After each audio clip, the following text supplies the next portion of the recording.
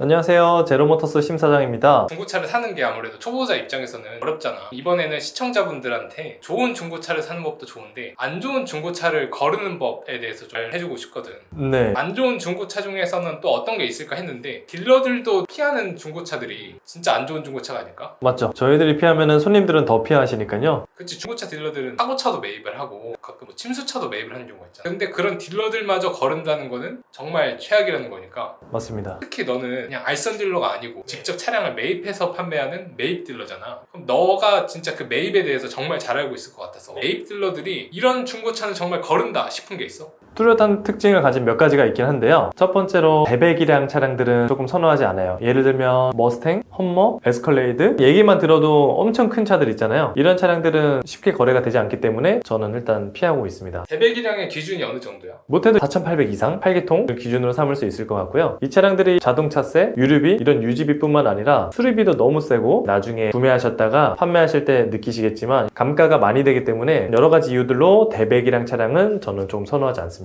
이런 차량들은 수리하는 카센터도 이렇게 많지 않을 뿐더러 있다고 하더라도 정말 천문학적으로 높은 금액이 나오는 경우가 있더라고요. 이 차량에 대한 정보를 알고 구매하셨음에도 불구하고 생각보다 연비가 이렇게까지 안 좋나 싶을 정도로 감당하지 못할 정도여서 또 판매하시는 분들도 계시고요. 유지 비용이 너무 부담되거나 엔진오일 교체 비용 같은 소모품 비용도 워낙 세고 자칫 잘못하다가 엔진이 고장이 나서 멈추는 순간에는 정말 말도 안 되는 금액, 중고차 구매하신 금액보다 큰 금액이 나올 수도 있기 때문에 정말 주의하고 구매하셔야 됩니다. 엔진이 멈추면 인생도 멈출 수 있겠네. 뭐 멈추는 것까지는 아니겠지만 거의 후진, 인생 난이도가 많이 좀 힘들어지기는 해요.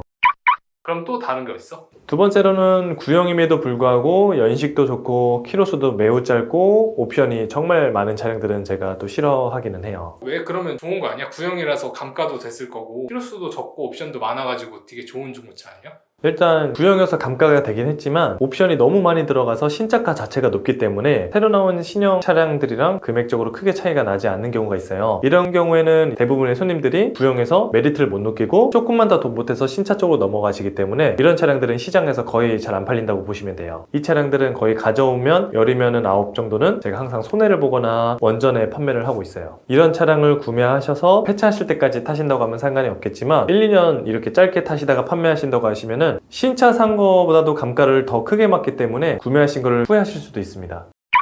또 있어? 제 개인적으로 정말 좀 안 좋아하는 브랜드인데요. 캐딜락의 SUV 승용차 여러 대 매입을 해서 팔아봤지만 정말 돈을 벌어본 적이 한 번도 없어요. 대부분 다 까졌고 팔면서 마음고생하고 팔고 나서도 마음고생하고 어쨌든 저한테는 굉장히 기억이 안 좋은 차량들인데요. 사시는 분들한테는 좀 죄송한 말씀이지만 저 개인적으로는 그렇습니다. 어떤 것 때문에 그래? 첫 번째로 차 안 팔립니다. 팔 사람들이 잘 안 나타나요. 그리고 오래 가지고 있다 보니까 금액은 계속 떨어져서 무리한 금액으로 낮춰서 손해를 보면서 팔았는데 팔았더니 또 차에 문제가 생겼다고 이제 저한테 전화 주시는 분들이 한두 분이 아니셨어요. 캐딜락 견적이 오면은 솔직하게 말씀드려요. 좋은 견적을 드릴 수 없다. 개인적으로 대인적이 많아서 다른 차는 아니지만 이 차만큼은 제가 좋은 금액을 애초에 못 드린다고 솔직하게 말씀드리죠. 그럼 그때는 왜 매입했었던 거야? 이 금액이면은 나한테 안 파시겠지 할 정도의 널널한 금액을 뒀는데 그게 제가 최고가였던 거죠. 그러니까 대부분의 딜러들은 아마 공감할 거예요. 저도 정말 널널하게 뒀다고 생각하는데 저 말고 다른 딜러들은 더 널널하게 뒀던 거죠. 캐딜락 같은 경우에는 어느 정도 마진이 있어야 그나마 좀 할만해? 가장 좀 보태서 5천만 원짜리면은 4,500만 원에 가져가라고 해도 절대 못 가져간다고 합니다. 저는. 그럼 뭐 한 4천만 원 준다면?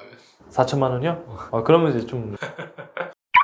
그래서 이런 이유들 때문에 캐딜락을 구매하신 분들은 나중에 재판매를 하실 때 판매가 쉽지 않고 딜러들한테 판매하시려면은 감가가 너무 많이 됐다고 조금 속상해 하시거나 언짢아 하시는 분들이 계시고 그래서 개인 거래를 하시려고 해도 문의가 많지 않아서 거래가 좀 잘 안 된다고 하시더라고요. 누구한테는 마세라티, 랜드로버 이런 모델들도 있겠지만 저한테는 넘버원 워스트는 사실 캐딜락입니다. 지금은 이제 캐딜락 한 대도 안 갖고 있어? 네, 앞으로도 매입할 생각은 없습니다. 또 있어 혹시? 마지막으로 저는 은색차를 많이 안 좋아하는 편이기는 해요. 왜? 은색 귀엽잖아. 관리하기 편하다고 해서 차에 대해서 별로 신경 쓰고 싶지 않거나 개인적인 취향이니까 색깔을 찾는 분들이 계시긴 하지만 절대적인 수치로 봤을 때는 은색을 찾는 분들은 극히 드물고요. 시장에서 인기가 없기 때문에 계속 감가가 크게 되고 제가 가져와서 본전치기면 다행이고 손해보는 경우가 많은 차가 또 은색 차량을 꼽을 수 있을 것 같아요. 은색 차가 특이한 색깔, 빨간색, 파란색 이런 거보다 잘 안 나가? 사실 그거는 아닌데 머스탱, 스팅어링, 스팅어 같은 시그니처가 레드 색깔인 거는 논외고요. 이런 것들은 저도 이제 거래를 하지만 제가 말씀드린 거는 G80, K9, E클래스, S클래스 이렇게 수요가 많은 차량인데도 불구하고 은색일 때를 좀 말씀드린 거기는 해요. 쥐색이랑 은색 중에서는 어떤 게 더 나아? 쥐색이 훨씬 나아요. 훨씬 나? 훨씬 낫죠. 흰색, 검은색, 쥐색은 거의 같은 성산에서 보고 있고요. 은색은 이제 좀 모든 게 같은 조건일 경우에 흰색 차랑 은색 차는 가격 차이가 얼마 정도 난다고? 예를 들어 4,500만 원짜리 벤츠 E클래스다. 그러면은 은색이란 이유로 200만 원, 300만 원 싸도 흰색보다 안 팔려요. 구매하는 입장에서 은색이 싸니까 구매하는 건 어때? 200만 원, 300만 원 싸니까 나는 은색도 괜찮아 하시는 분들은 가져가시는 건데 나중에 재판매하실 때 마찬가지로 대부분의 딜러들이 저랑 같은 생각이거든요. 은색 차량은 조금 꺼려하기 때문에 같은 3천만 원짜리 흰색깔 벤츠랑 은색깔 벤츠가 있다고 하면은 금액이 또 200만 원씩 벌어지다 보니까 당장은 구매하실 때는 저렴해서 은색을 구매하실 수 있지만 나중에 재판매를 하실 때 같은 흰색보다도 감가가 훨씬 더 많이 되어 있기 때문에 길게 봤을 때는 오히려 경제적인 측면은 떨어진다고도 말씀드릴 수 있을 것 같아요. 마지막으로 저한테 연락 주신다고 하면은 단연간 쌓아온 경험을 토대로 피할 수 있는 차는 피하고 좋은 차 소개시켜 드릴 수 있도록 최선을 다하겠습니다. 지금까지 영상 봐주셔서 감사합니다.